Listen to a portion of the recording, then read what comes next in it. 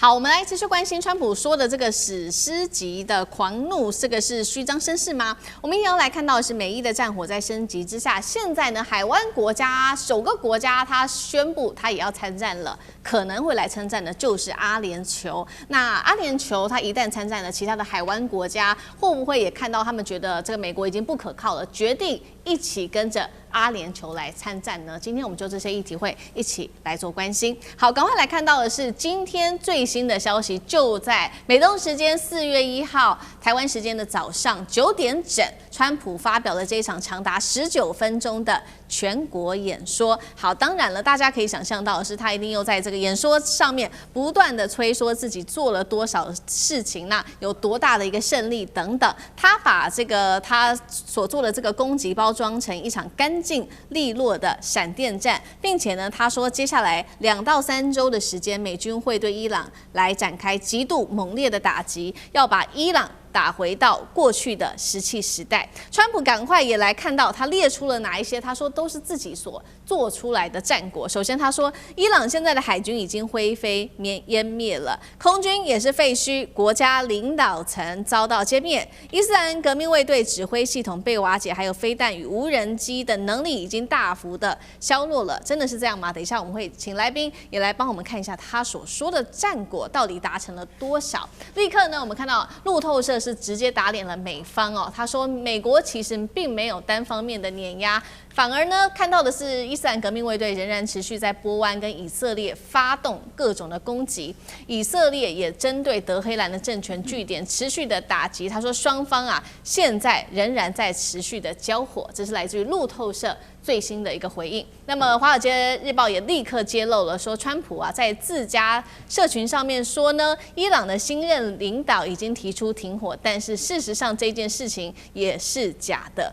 再來針對美國總統川普最在意的石油問題，他這一場演說上也有做了一些回應。我們來看到他怎麼說。他說美國未來不會再從荷姆茲海峽進口一滴的油了，還嗆他的盟友們說，好，你們要油可以啊，但是你們自己去奪，自己去搶，自己去保護你們的油，不然呢你就是跟美國來買油。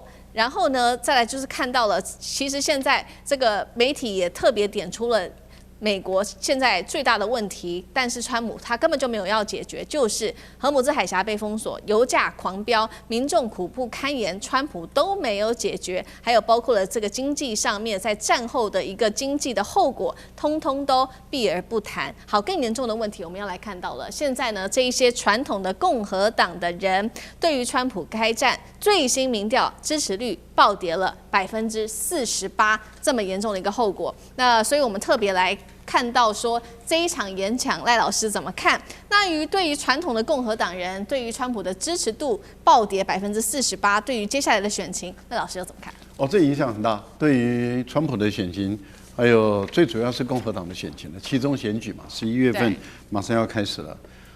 他本來就沒有民主黨的票，獨立選民啊也很明顯的不再支持他了啊。所以在這一次我們看到No King 的活動裡面有3200場，超過900萬人。第一次的活動在去年6月發生，500萬人參加而已。第二次的活動在10月發生，700萬人。這一次就已經超過900萬人了。然後第一次的活動就在大城市，這一次的活動是已經到社區了啊。第一次的活動大部分都在蘭州，這次的活動不但到紅州，而且到搖擺州，像賓夕法尼亞這個地方都已經動了啊。過去川普在賓州裡面拿到的一個小社區，他的這個選票是拿到66%，可是這次走上街頭的人數不在少，這都反映出一個什麼樣的訊號？就是說，民主黨的、獨立選民的，甚至連很多的共和黨人都跳起來反對。所以共和黨的大咖他們自己都跳出來說，情況危險了，因為如果按照這個情況再走下去的話，他們在這一次的期中選舉穩輸無疑，穩敗，不但是參議員敗、眾議員敗，甚至連州長有些部分的州要改選，都可能會敗。那如果國會裡面參眾兩院都敗的話，這個對於川普來說是絕對不但迫壓，而且還會面臨被彈劾的問題。那你想對川普來講怎麼辦？川普就必須要給自己找一個下台階，趕快下車了。可問題是他現在下不了車啊。那下不了車，因為最早他的任務，他認為伊朗很容易屈服，所以我只要讓你屈服，你就願意跟我談和。那怎麼樣讓你屈服？最好的方法就是斬首行動。那斬首行動成功了，可是伊朗沒有被屈服啊，因為他們的接班人馬上就上去了。那殺了那麼多人，接班人上去，斬首行動沒，那現在他該怎麼辦？給自己找一個下台階，因為伊朗已經很明顯的，我不給你下台階，我就是不給你下台階。第二個，他回過頭來找盟友，可不可以給我下台階？例如說，盟友都擁在他旁邊，那就代表他戰爭還有正義性嘛。結果他的盟友都跟他保持一個距離，是這個歐洲，整個歐洲北約都說這不是屬於我們的戰爭，我們不願意介入。那在這樣的情形下，他顯得越來越孤單了。所以他在國際間被孤立，他在盟友間被孤立，他在國際法上站不住腳，他在聯合國沒有得到授權，所以他是一場不義之戰。這麼多的負面的新聞全部都出來的時候，然後伊朗還是堅持不給他下台階，他到底該怎麼辦？他給自己下台階嘛？我贏了，我贏麻了，我就是勝利。你怎麼說？政權更迭的，你政治學家再怎麼出來說，這不叫政治更迭，那是你家的事，我說了算。對，我說政治更迭的政治更迭，好。我說海空軍被摧毀了，你要說海軍還在呀？不，我說了算，海空軍被摧毀了，無人機已經沒有了，還在飛啊？沒有，我說了算，沒有就是沒有，導彈還在打啊？沒有，它被我削弱了。那核武呢？沒有了，他現在短時間做不出來，不然你叫他打一枚看看，他就是做不出來嘛。所以他現在是絕對沒有，將來也不見得會有。好，所以我全部都勝利了。那你說，可是你講的都不是事實啊，沒有關係，我勝利了。所以他給自己準備好下台階。那目前來講，就是怎麼樣拍一場大戲而已。所以我相信他的好萊塢的導演跟攝影師都拍過去了，到時候登陸的時候就拍一場大戲，轟炸的大戲，登陸的大戲，南岸登，北岸下，剛剛好結束，是開心的不得了。拍大戲，拍完了以後在影片上放，川普第一名，勝利了。勝利。好，川普他自導自演的自己拍的這場大戲，但是呢，現在看起來是不是如老師剛剛幫我們看到了嘛？這盟友不賞臉，尤其現在是在荷姆斯海峽的問題哦。川普還說呢，要這些盟友自己，你們要油的話，要麼跟我們美國買，要不然自己去搶油好了。接下來怎麼解決？寬哥怎麼看？川普是嗆英國啦，就說你們缺油哦，你們就自己去荷姆斯海峽自己去護油哦，自己去搶哦。那我們要把這個大架構現在跟各位談清楚哦。美國是全世界出口油最多的國家，但也是进口油最多的國家。那可能很多觀眾會說，奇怪了，他幹嘛幹這種事呢？這要談論到政策的問題哦。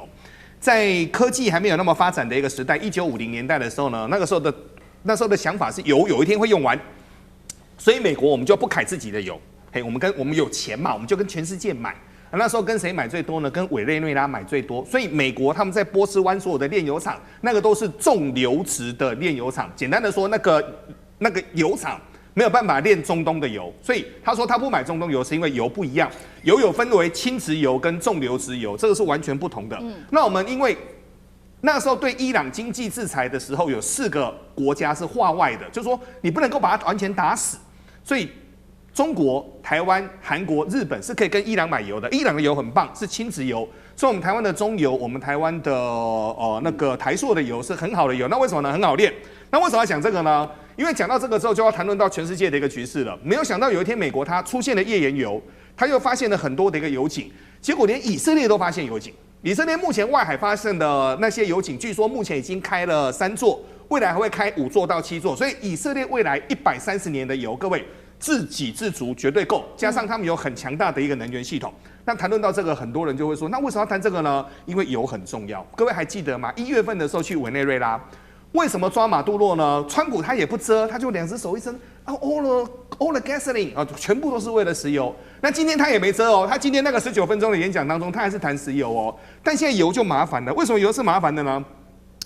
例如說我們在亞洲的話，因為我們距離中東近，而且長期我們的油都是用中東的油，用習慣用好的油，所以我們拿到困難的油，我們沒辦法煉啊。各位，我們沒辦法煉，韓國也是，日本也是。那過去日本他們用薩克林線還從俄羅斯可以來，可是後來俄烏大戰也被砍掉了，所以未來怎麼辦呢？簡單的說，這是一場大棋。什麼叫這是一場大棋呢？未來的買法全部都要改變。未來的買法就是不能再從中東進包括6成到7成的油了。未來要各地同时来買，可能要排说跟那個足球賽有點像啊，就排3331。或者是432，或者是反正就要有不同的替代法則。那我們來看看目前台灣的策略哈。台灣的策略，卓榮泰院長已經說了哈，我們目前5月底前，我們不缺油，我們也不缺天然氣，但目前缺的是塑膠袋。那為什麼呢？因為我們是議價，我們就議價去買。那當然議價去買，中油承擔，後來還是要全民來補貼。我覺得這個倒是小事，但有一件事要來跟各位做提醒哦，分批購買真的很重要。為什麼呢？日本跟韓國的半導體廠現在是哀哀叫啊。他們不知道怎麼辦，因為特殊氣體拿不到。那很多人就說，那為什麼台灣的台積電沒這問題呢？各位，原來這個問題在2022年就發生了。2022年那時候，因為俄烏大戰的過程當中，很多半導體需要的特殊氣體從哪裡來？天然氣提取的過程當中，分離油氣，凍到零下270度，把很多不同的气體煉出來的時候，那時候有所謂的氦氣。然後呢，很多的鋼鐵廠，他們在煉鋼的過程當中，會分離出很多特殊的氣體來。這些氣體一一的慢慢收集完之後，就可以給半導體廠用。但俄烏大戰那時候出現一件事情，有錢你都買不到。所以我們台積電那時候就想說，不行了，該貴要給人家貴，所以台積電就分開購買。所以這次台積電說得很清楚了，台積電說我們目前的氣6個月通通都夠。結果韓國說，哎呀，可不可以一點點分我們？可不可以再暫時啊，還分你們啦？韓國說他們的氣目前只能夠撐2個月，原因就在這邊哦。但就未來來說的話，如果美國他們是出口油最多的地方的話，這次在戰爭當中，當然他戰爭也花了很多錢，但這是有很多國家是緊急去跟加拿大、美國、墨西哥跟澳洲買油跟買天然氣，這個也是另外一個故事。但這個故事水很深。未來的國際局勢會怎麼變，都看戰事未來會怎麼變化。能夠停戰最好，如果不能夠停戰的話，油一直上去，全世界的景氣受損，股市會跌。那各位，你的口袋都變少了，你會支持這場戰爭嗎？